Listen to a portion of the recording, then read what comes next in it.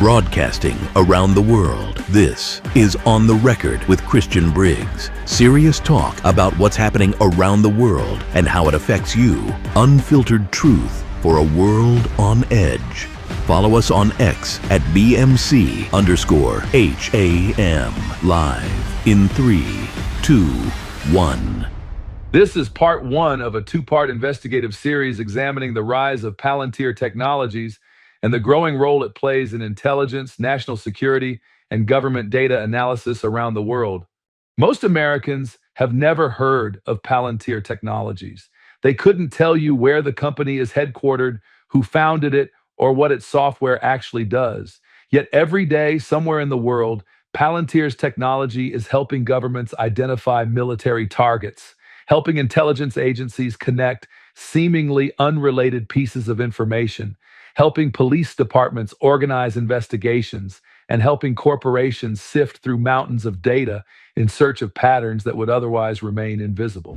Trump taps Palantir to compile data on Americans. The Times reports that since Trump took office, Palantir has scored more than $113 million in federal dollars, not including a recent $795 million unspent DoD contract. Per the Times, Palantir has also contracts with agencies like DHS and the Pentagon and is in talks with the IRS and Social Security Administration. It has become one of the most influential technology companies on Earth while remaining largely unknown outside the worlds of intelligence, defense, and Silicon Valley. The story begins in the years immediately following the September 11th terrorist attacks. The United States government faced an uncomfortable reality. Intelligence agencies possessed enormous amounts of information, but much of it was trapped inside isolated databases that could not easily communicate with one another. One agency might have a travel record, another might have financial transactions, another might possess phone records or immigration files. Individually, none of these data sets appeared significant. Together, they could reveal an entire network. The challenge was bringing those pieces together quickly enough to prevent the next attack.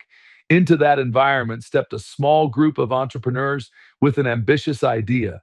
They believed the same analytical methods used to detect online financial fraud could also uncover terrorist networks.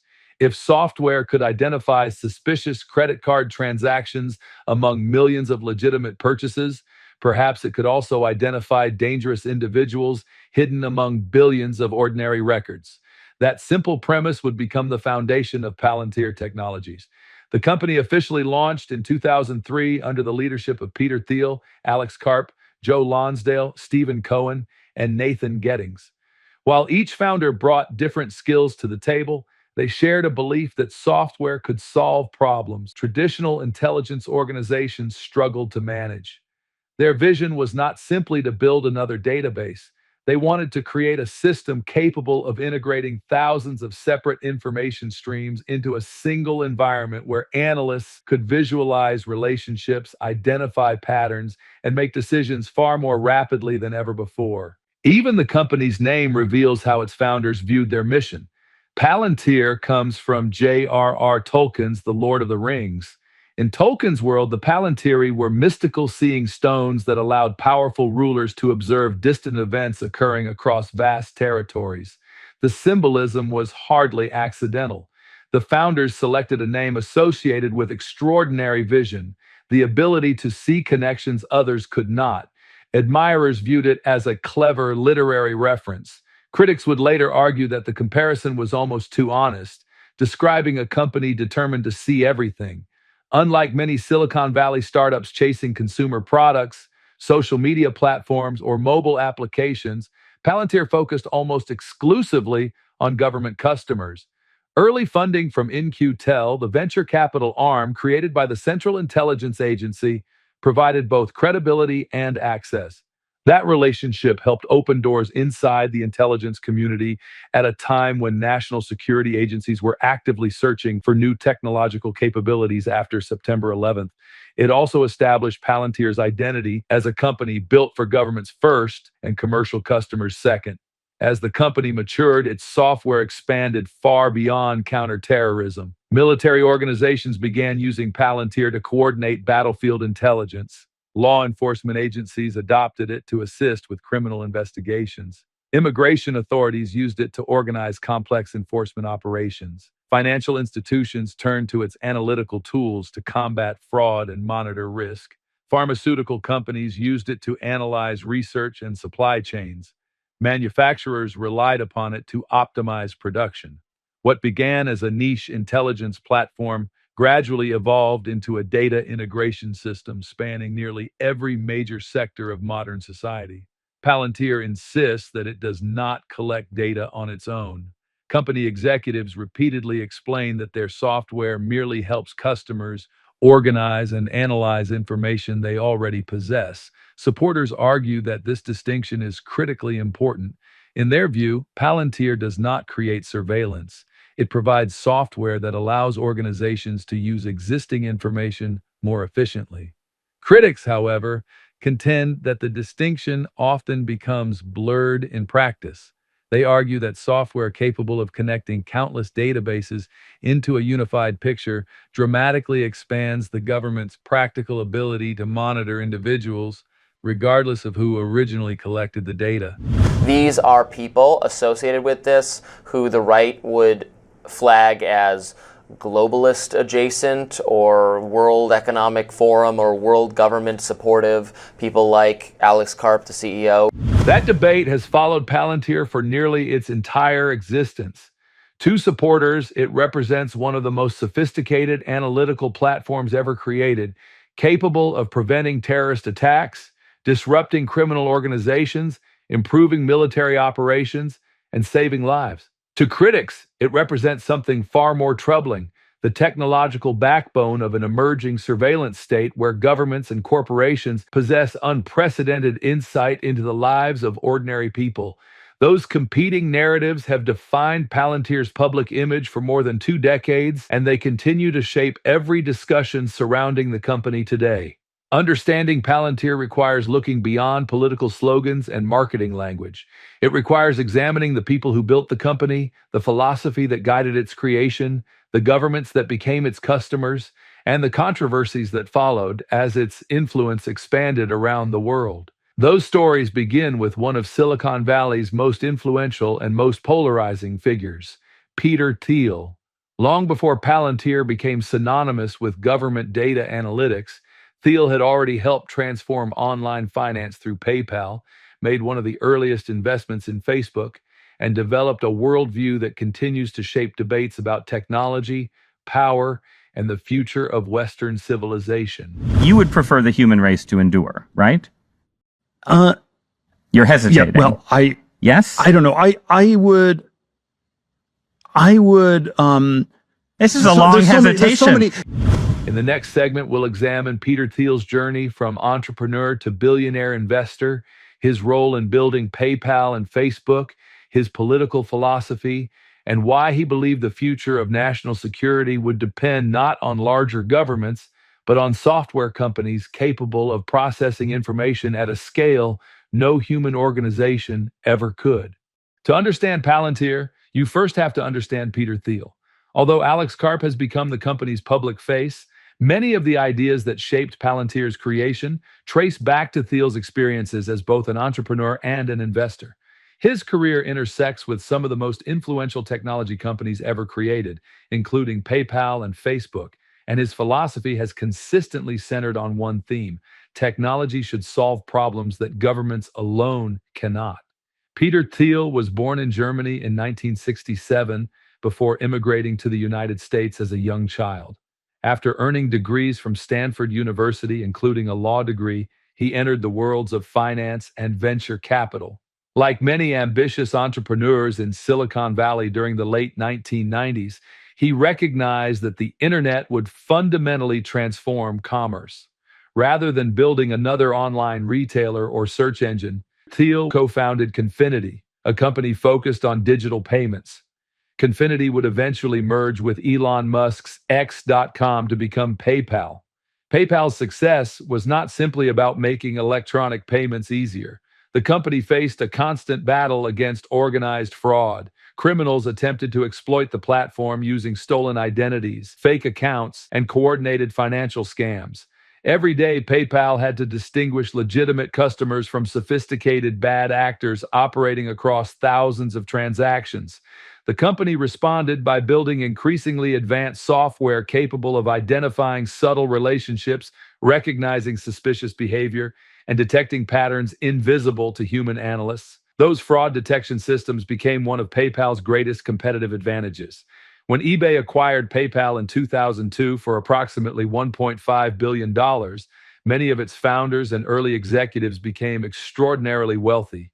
That group would later become known as the PayPal Mafia, an informal network of entrepreneurs and investors that included Elon Musk, Reid Hoffman, David Sachs, Max Levchin, and Peter Thiel. Their influence on modern technology cannot be overstated. Collectively, they helped launch or finance companies such as Tesla, LinkedIn, SpaceX, YouTube, Yelp, Airbnb, and numerous venture capital firms that continue shaping Silicon Valley today. Rather than retiring after the PayPal sale, Thiel immediately turned his attention toward investing. One of his earliest and most successful decisions came in 2004 when he invested $500,000 in a small social networking startup called Facebook. At the time, Facebook served only college students and generated virtually no revenue. Thiel saw something few others recognized.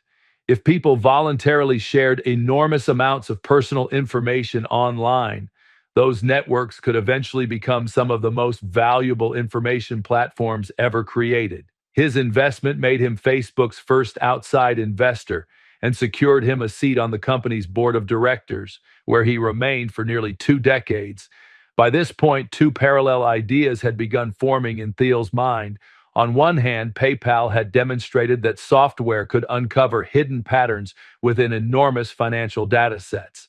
On the other, Facebook illustrated how rapidly the digital world was producing unprecedented quantities of personal information. As governments grappled with terrorism following the attacks of September 11th, Thiel believed those same analytical capabilities could be applied to intelligence, national security, and defense. Instead of detecting fraudulent transactions, software could identify terrorist networks, uncover financial relationships, map communications, and connect countless pieces of information scattered across disconnected government databases. That vision led directly to Palantir. Unlike many Silicon Valley startups that pursued advertising revenue or consumer subscriptions, Palantir was designed from the beginning to work with institutions possessing massive quantities of sensitive information. Intelligence agencies, military organizations, federal law enforcement, financial institutions, and eventually major corporations all face the same challenge: too much information and too little ability to understand it. Palantir's software promised to solve that problem by bringing disparate sources together into a unified environment where analysts could search, visualize, and discover relationships that might otherwise remain hidden. The company's earliest breakthrough came when it secured backing from In-Q-Tel, the venture capital organization established by the Central Intelligence Agency to identify promising technologies for the intelligence community. That investment provided more than funding. It served as a powerful endorsement that opened doors throughout Washington. Soon afterward, Palantir began working with intelligence agencies, the Department of Defense, and other national security organizations seeking better ways to integrate information across classified systems. As Palantir grew, Peter Thiel became increasingly outspoken about what he viewed as the growing technological competition between democratic nations and authoritarian rivals. He argued that Western countries had become too cautious while adversaries such as China aggressively invested in artificial intelligence, advanced computing, and surveillance technologies. In his view, companies like Palantir represented not merely commercial enterprises, but strategic assets whose software could help preserve the technological advantage of democratic governments. Supporters view Thiel as someone willing to tackle extraordinarily difficult national security problems that many technology companies prefer to avoid. They argue that advanced analytics save lives by helping soldiers identify threats, investigators dismantle criminal organizations, and intelligence analysts detect terrorist plots before they unfold. Critics, however, see a different picture. They contend that concentrating so much analytical power inside software platforms creates enormous risks for civil liberties, particularly when governments can combine information from multiple sources into increasingly comprehensive profiles of ordinary citizens. Those competing perspectives make Peter Thiel one of the most polarizing figures in modern technology. Admirers describe him as a visionary investor who repeatedly recognized transformative technologies before the rest of Silicon Valley. Detractors argue that many of the companies he has helped build or finance, including Palantir, have accelerated the expansion of digital surveillance while placing unprecedented analytical capabilities into the hands of governments and powerful institutions. This effort was pushed largely by Doge. I know that he wanted access to people's bank account numbers, student loan information, medical claims, disability status, to know whether they're immigrant or not, political affiliations. And this is all going to be aggregated through a system that Palantir put in place. And I think that that leads to massive surveillance, massive big brother. Regardless of where one stands in that debate, Peter Thiel's influence on Palantir is impossible to separate from the company's identity. His experiences at PayPal shaped its analytical foundations. His investment in Facebook connected him to one of history's largest information platforms. His relationships within Silicon Valley and Washington helped position Palantir at the intersection of technology and national security. Yet while Thiel provided much of the original vision, another man would ultimately become the company's public face and chief evangelist. That man is Alex Karp, an unconventional CEO whose background bears little resemblance to the typical Silicon Valley executive and whose philosophy has helped define Palantir's role in an increasingly AI-driven world. If Peter Thiel supplied much of the original vision behind Palantir, Alex Karp became the person responsible for explaining that vision to the world. Our primary mission is, in fact, to set a global standard for the world for behavior. In many ways, Karp is an unlikely chief executive for one of the most influential defense technology companies in existence. He is not a former general, an intelligence officer, or a career engineer. His academic background is rooted in law and social theory, and he has often described himself as someone who spent years studying philosophy rather than computer science. Yet over the past 2 decades, Karp has become one of the strongest public advocates for using artificial intelligence and advanced software to support military operations and national security. Karp grew up in Philadelphia before attending Haverford College and later Stanford Law School, where he met Peter Thiel. After earning his law degree, he continued his education in Germany, ultimately completing a doctorate in social theory at Goethe University Frankfurt. His academic work focused on the relationship between societies, institutions, and political systems, subjects that seem far removed from battlefield software. Those years, however, helped shape how Karp thinks about power, governance, and the role technology plays in preserving democratic institutions. When Peter Thiel approached him about helping lead a new company after PayPal, Karp accepted despite having relatively little experience running a software business. Thiel believed Karp possessed something many engineers did not: the ability to understand both the ethical questions surrounding technology and the practical realities of working with governments.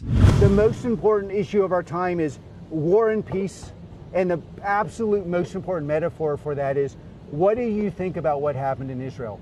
And by the way, anti-Semitism as a kind of prejudice has always been the canary in the coal mine for your society isn't working, your university isn't working, you're not providing real growth to your population, and because you're not explaining why it doesn't work, you just go blame the Jews. And so, like, any enterprise that's about making the world a better place that doesn't deal with these issues is basically saying, I'm not really engaging in the problem. As Palantir expanded, Karp became the company's public spokesman, frequently arguing that democratic nations should embrace advanced technology rather than surrender leadership to authoritarian governments. That message has become one of the defining themes of Palantir.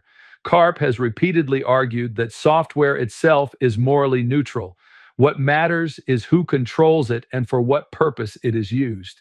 In his speeches, he often contrasts democratic governments with authoritarian regimes, particularly China, arguing that Western nations must remain technologically superior if they expect to preserve their values and defend themselves against increasingly sophisticated adversaries. Unlike many executives in Silicon Valley who have distanced themselves from military work, Karp has taken the opposite position. He has openly defended Palantir's relationships with the Department of Defense, intelligence agencies, NATO allies, and Ukraine. He has argued that technology companies should not be embarrassed to support democratic governments engaged in national defense. In his view, refusing to build advanced capabilities for allied nations would simply leave those governments at a disadvantage while geopolitical rivals continue developing similar technologies. Some of Karp's public statements have generated significant controversy. During interviews and shareholder events, he has emphasized that Palantir's software is used in real military operations where life and death decisions are made. We built this kill chain, the digital kill chain. How do you defend your country and kill your enemies? Our product is used on occasion to kill people. He has acknowledged that the company's technology helps armed forces identify targets, coordinate intelligence, and support combat operations. That philosophy was on full display during an investor call when Karp described Palantir's mission in unusually direct terms. He told shareholders Palantir is here to disrupt and make the institutions we partner with the very best in the world, and when it's necessary, to scare enemies and on occasion, kill them. Supporters interpret those remarks as an honest recognition that national defense is an unavoidable reality. Critics argue they reveal just how deeply Palantir has become embedded within modern warfare. As Russia's invasion of Ukraine intensified, Karp became even more outspoken. He described software and artificial intelligence as essential components of the modern battlefield, arguing that future conflicts would increasingly be decided not only by tanks and aircraft, but by the speed with which militaries could process information, integrate intelligence, and make decisions. Palantir expanded its work in Ukraine during the conflict, providing software that officials have publicly credited with helping analyze satellite imagery, coordinate logistics, and support operational planning. At the same time, Palantir's commercial business was growing rapidly. The company increasingly marketed its Foundry platform to manufacturers, pharmaceutical companies, hospitals, energy producers, and financial institutions. Karp argued that organizations everywhere faced the same challenge governments had confronted after September 11th. Enormous quantities of data spread across disconnected systems. Whether managing a factory, a hospital network, or a military operation, the solution, he maintained, was the same. Integrate the information, visualize the relationships, and allow decision makers to act with greater speed and confidence. To investors, that strategy transformed Palantir from a niche defense contractor into a software company with global ambitions. To critics, however, it raised new concerns. If the same platforms designed for intelligence agencies could also integrate commercial, financial, healthcare, and operational data, where exactly was the line between enterprise software and surveillance infrastructure? As Palantir entered more industries and signed more government contracts, civil liberties organizations began asking whether the company's technology enabled unprecedented levels of data aggregation, even if Palantir itself did not originally collect that information. Karp has consistently rejected the characterization of Palantir as a surveillance company. He argues that the company builds software, not databases, and that customers determine what information enters their systems. He has emphasized that Palantir includes auditing tools, permissions, and access controls designed to prevent misuse. According to the company, every search, every query, and every action inside many of its platforms can be logged and reviewed, creating accountability rather than eliminating it. Whether those safeguards are sufficient has become one of the central debates surrounding Palantir. The company's defenders argue that modern governments cannot function without advanced analytical tools capable of processing overwhelming amounts of information.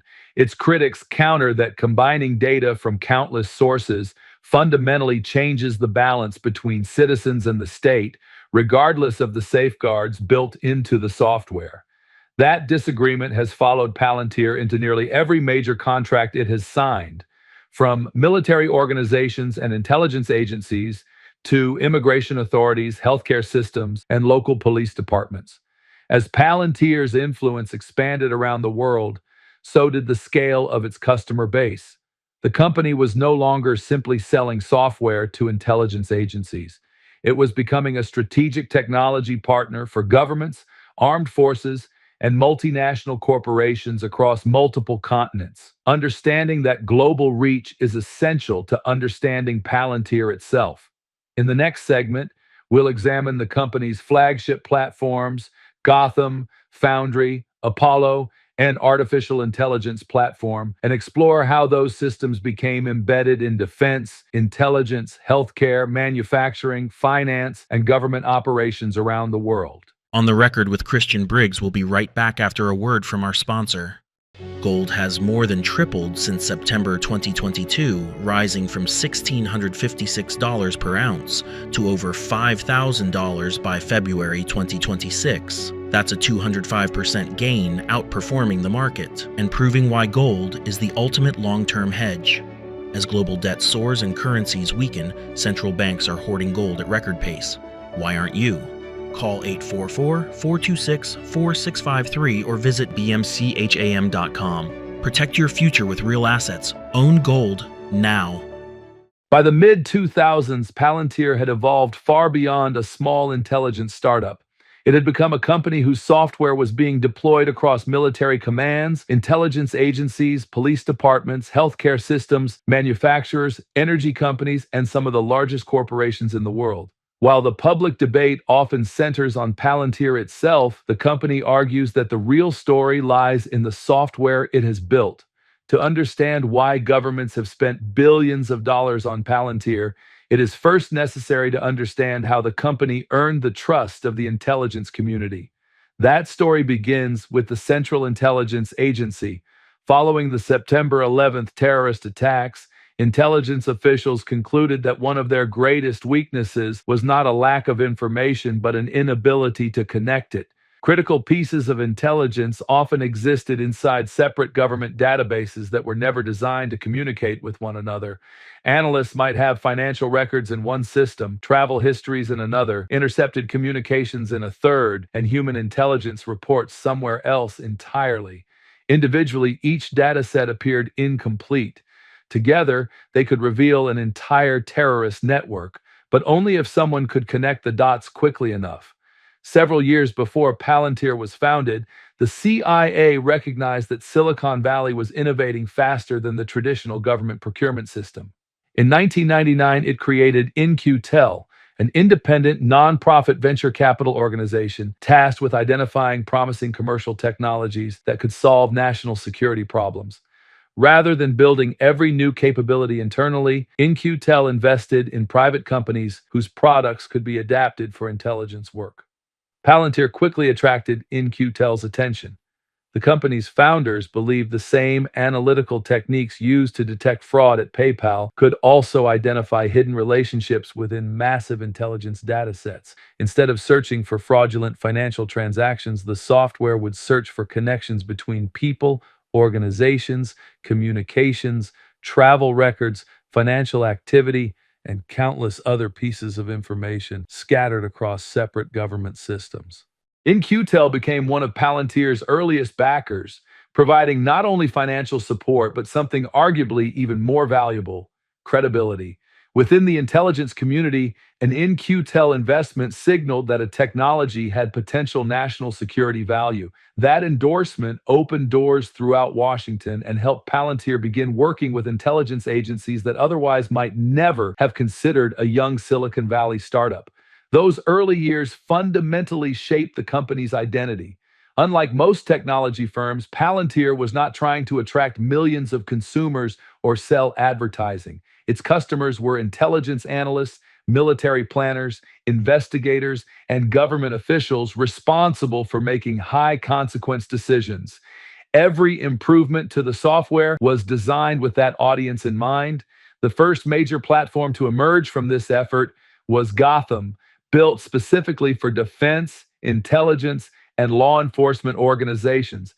Gotham was designed to solve a deceptively simple problem: How do you combine thousands of separate pieces of information into a single operational picture? Rather than forcing analysts to search dozens of disconnected databases individually, Gotham allows authorized users to query multiple data sources simultaneously, visualize relationships, and identify patterns that might otherwise remain hidden. One of Gotham's defining capabilities is what analysts call entity resolution. Imagine a single individual appearing under multiple spellings of a name, using different phone numbers, email addresses, passport numbers, or financial accounts. A traditional database might treat those as unrelated records. Gotham attempts to determine whether those records likely refer to the same individual and then presents associated relationships, communications, locations, and events in a unified view. For intelligence officers investigating terrorist networks or organized crime, that capability can dramatically reduce the time required to analyze complex cases. As confidence in the platform grew, Palantir's government customer base expanded beyond intelligence agencies. The software found applications within the Department of Defense, the Federal Bureau of Investigation, the Department of Homeland Security, Special Operations Units, and eventually numerous allied governments. The company's ability to integrate information from multiple classified and unclassified systems became one of its defining competitive advantages. Military applications expanded rapidly. Palantir's software has been used to integrate information from satellites, drones, reconnaissance aircraft, logistics systems, battlefield reports, and other intelligence sources into a common operational picture. Company demonstrations often show commanders viewing continuously updated maps that help coordinate forces, manage supplies, identify emerging threats, and support operational planning. Supporters argue that these capabilities enable faster and better informed decisions during rapidly changing situations. Critics caution that increasingly powerful analytical platforms also expand the government's ability to aggregate information in ways that require careful oversight. Recognizing that large corporations face many of the same challenges as intelligence agencies, Palantir later introduced Foundry, a platform designed for commercial organizations. Manufacturers, hospitals, banks, pharmaceutical companies, and energy firms all struggled with fragmented data spread across incompatible systems. Rather than replacing those systems, Foundry acts as an integration layer, allowing organizations to combine information, identify inefficiencies, forecast demand, and improve operational decision-making without rebuilding their existing infrastructure. To support customers operating across highly secure environments, Palantir also developed Apollo, a platform that manages software deployment, updates, and security across classified government networks, commercial cloud services, and on-premises systems. More recently, the company introduced its artificial intelligence platform, or AIP, which combines large language models with Palantir's existing data integration capabilities. Company leaders describe AIP as a way for organizations to interact with complex operational data through conversational interfaces while maintaining existing security permissions and governance controls. Palantir has consistently maintained that it does not collect data on behalf of its customers. Instead, the company says it provides software that allows organizations to analyze information they already lawfully possess. According to Palantir, customer agencies determine what information enters their systems, who may access it, and how it is ultimately used. Critics acknowledge those distinctions but argue that software capable of integrating enormous quantities of information can nevertheless reshape the balance between governmental power and individual privacy. By this stage in its history, Palantir had become far more than a startup backed by an intelligence-focused venture fund. It had grown into a strategic technology partner for governments, militaries, and some of the world's largest organizations. With that growth came enormous influence and equally significant controversy. In the next segment, we'll examine the contracts, public criticism, legal challenges, and lawsuits that have made Palantir one of the most debated technology companies of the 21st century. As Palantir's influence expanded, so did the number of organizations asking difficult questions about how its software was being used.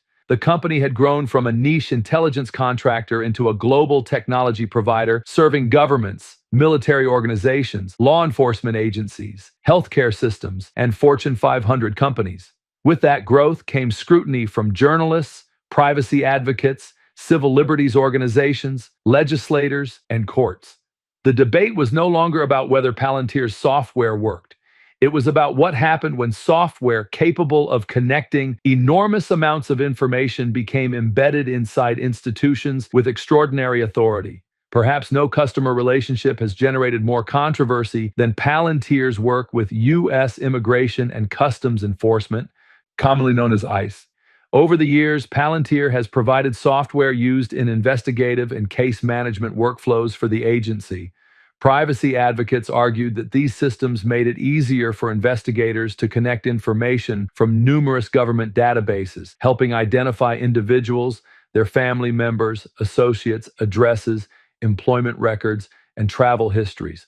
Organizations such as the American Civil Liberties Union and the Electronic Privacy Information Center criticized these capabilities, contending that they enabled large-scale immigration enforcement in ways that lacked sufficient transparency and public oversight. An ICE official, under sworn deposition, explained exactly how they were using this tool to actually target neighborhoods. And I also found this link to Palantir as well. I think finally providing the clearest link yet between the tech that Palantir is making and how ICE is actually choosing where to raid and where to target. Palantir has consistently disputed characterizations that it directs or controls enforcement actions. The company has maintained that it supplies software platforms while government agencies determine how those systems are used. Company representatives have argued that responsibility for operational decisions rests with the customer, not the software developer. That distinction has become central to nearly every controversy involving the company. Critics argue that advanced analytical software fundamentally changes what governments are capable of doing. Palantir responds that software should not be blamed for the policies of the institutions using it. Law enforcement presented another flashpoint. Police departments in several jurisdictions experimented with analytical platforms intended to identify crime patterns, prioritize investigations, and allocate resources more effectively. Supporters viewed these systems as modern investigative tools capable of helping detectives solve complex cases more efficiently. Opponents argued that predictive policing systems risked reinforcing historical biases by relying on data generated through earlier policing practices. While Palantir has emphasized that customers define how its software is configured and deployed, the broader debate over predictive policing became closely associated with companies providing advanced analytical platforms. Healthcare introduced an entirely different set of concerns. During the COVID-19 pandemic, governments and healthcare providers around the world relied heavily on data integration to manage supplies, hospital capacity, vaccination logistics, and public health operations. Palantir participated in several of those initiatives, including high-profile projects in the United Kingdom. Supporters argued that integrating fragmented healthcare data helped officials respond more effectively during an unprecedented global emergency. Critics questioned whether emergency deployments might normalize broader government access to sensitive medical information after the crisis had passed. The United Kingdom became one of the most closely watched examples when Palantir won a major contract to support England's federated data platform. Members of Parliament, privacy advocates, medical professionals, and patient rights organizations debated whether sufficient safeguards existed to protect confidential health information. Legal challenges followed, alleging that procurement and privacy issues had not received adequate public scrutiny. Palantir responded that patient data protections remained in place and that its software operated under strict governance established by the National Health Service. Internationally, similar debates emerged wherever Palantir's software appeared. Governments viewed integrated data platforms as tools capable of improving national security, disaster response, military readiness, financial oversight, and operational efficiency. Privacy advocates often viewed the same technology through a different lens, warning that increasingly sophisticated analytical systems could make government surveillance more comprehensive than legislators had envisioned when many privacy laws were originally written. The disagreement reflected a broader question confronting societies around the world. How much analytical power should governments possess in an era when virtually every activity generates digital information? The courtroom became another arena in which Palantir's role was tested. Several lawsuits involving the company have centered not on claims that Palantir illegally collected personal information itself, but on disputes involving government transparency, procurement processes, public records requests, and the use of analytical software by public agencies. Civil liberties organizations have sought greater disclosure about how government customers employ Palantir's technology, arguing that citizens deserve to understand how decisions affecting them are increasingly influenced by sophisticated software. Those legal battles continue to evolve as courts, legislatures, and regulators attempt to apply existing legal frameworks to technologies that did not exist when many privacy statutes were originally enacted. The controversy surrounding Palantir ultimately reflects two fundamentally different ways of viewing the same technology. One perspective sees advanced data integration as an indispensable capability for modern governments facing terrorism, cyber attacks, organized crime, military conflict, and increasingly complex global supply chains. The other sees the same technology as concentrating unprecedented informational power within institutions that already possess extraordinary legal authority. Both perspectives acknowledge that software has become central to 21st century governance. They disagree over where appropriate limits should be drawn. Whether Palantir is viewed as an indispensable national security partner or as a company whose technology raises profound civil liberties questions, there is little dispute that its influence continues to grow. Its platforms are expanding into artificial intelligence, autonomous decision support, military modernization, financial services, manufacturing, healthcare, and government administration. As those capabilities become more powerful, the questions surrounding accountability, transparency, and oversight are likely to become even more significant.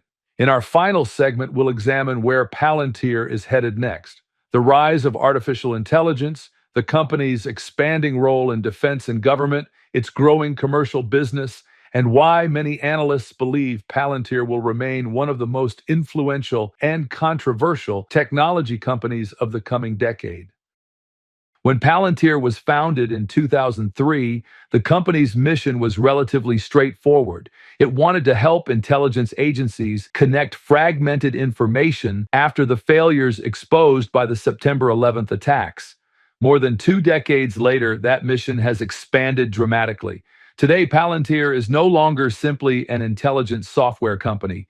It has positioned itself at the intersection of artificial intelligence, national defense, government modernization, healthcare, manufacturing, finance, energy, and critical infrastructure. The question is no longer whether Palantir will continue to influence those industries. The question is how significant that influence will become over the next decade. One of the biggest changes in recent years has been the rapid emergence of artificial intelligence.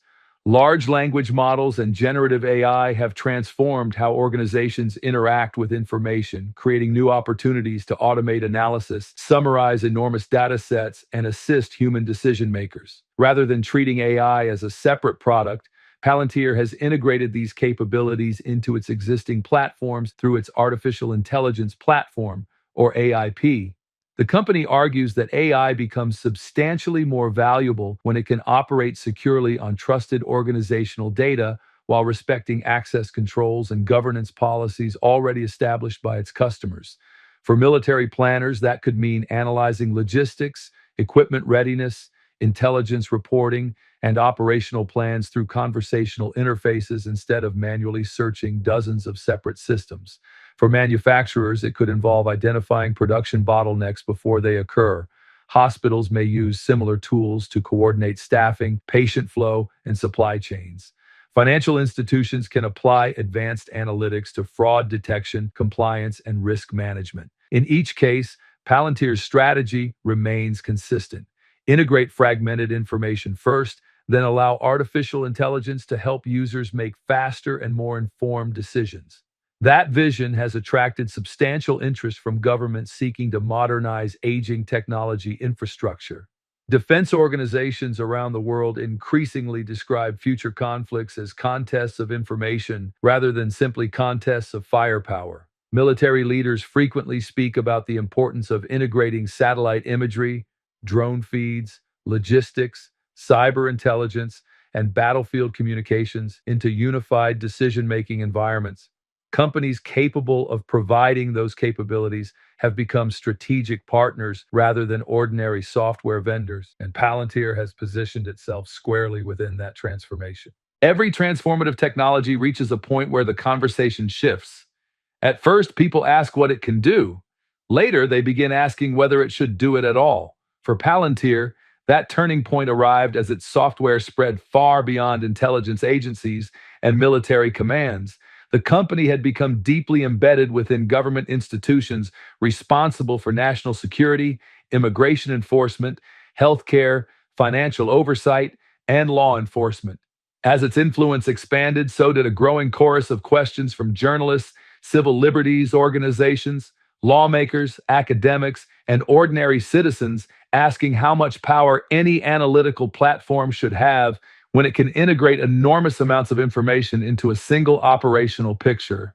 One of the first major flashpoints involved U.S. immigration and customs enforcement.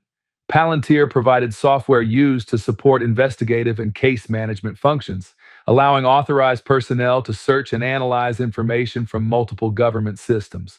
Critics argued that these capabilities significantly expanded the government's ability to locate and track individuals during immigration investigations. Organizations including the American Civil Liberties Union and the Electronic Privacy Information Center sought greater transparency regarding how these systems operated and what safeguards existed to protect individual rights. Palantir has consistently responded that it does not determine immigration policy, conduct enforcement actions, or decide who becomes the subject of an investigation. Company executives maintain that Palantir builds software while government agencies establish the policies governing its use. Yet for many observers, that distinction did little to quiet broader concerns. The debate had evolved beyond one agency or one contract. It had become a debate about what modern governments can accomplish once vast amounts of information are brought together inside a single analytical environment. The supporters argue that this capability is exactly what modern governments need to combat terrorism, cyber attacks, organized crime, foreign espionage, and increasingly sophisticated security threats. They contend that ignoring technological advances would leave democratic nations at a disadvantage against adversaries investing heavily in artificial intelligence and advanced analytics. Critics respond with a different question. If technology continues making it easier to aggregate, search, and analyze information across multiple government systems, what safeguards ensure those capabilities remain limited to their intended purposes? Who decides where the boundaries are? How much transparency should the public expect? And how should oversight evolve as analytical tools become more powerful each year? Those questions remain unsettled. Courts continue hearing new cases. Legislatures continue debating artificial intelligence, privacy, and digital governance. Governments continue investing in advanced analytical platforms. Palantir continues expanding both its government and commercial business. Whether history ultimately remembers Palantir as a company that strengthened democratic institutions or as one that accelerated a profound shift in how governments organize and analyze information will depend not only on the software itself, but on the laws, oversight, and public accountability that develop alongside it. That debate is still unfolding, and its outcome may shape the relationship between technology, government, and individual liberty for decades to come. Over the past hour, we've explored who founded Palantir, why the company was created, how its technology works, and the contracts, controversies, and lawsuits that have followed it throughout its rise. Whether you see Palantir as an indispensable national security partner or as a company whose technology raises profound questions about privacy and government power, one thing is clear: its influence reaches far beyond Silicon Valley. Today, Palantir's software helps power intelligence analysis, military planning, law enforcement investigations, healthcare operations, manufacturing, finance, and critical infrastructure across much of the world. As artificial intelligence continues to evolve, the company's role in helping governments and major institutions organize and analyze massive amounts of information is only becoming more significant. That makes the questions surrounding its technology more important than ever before. But the bigger story is just beginning. In part two, we'll follow Palantir's expanding footprint around the world, examining its government and commercial contracts across the United States, Europe, the United Kingdom, Asia, and beyond. We'll explore the rise of digital identity, biometric verification, automatic license plate reader networks, artificial intelligence, and the growing integration of government data systems. We'll also examine the current legislative debate over age verification and online identity, the role that companies like Flock Safety and Palantir play in modern investigative technology, and the broader questions being raised by lawmakers, civil liberties organizations, and academic researchers about the future of surveillance in the digital age. I'm Christian Briggs, and this has been On the Record. Thank you for listening, and join us next week for part two.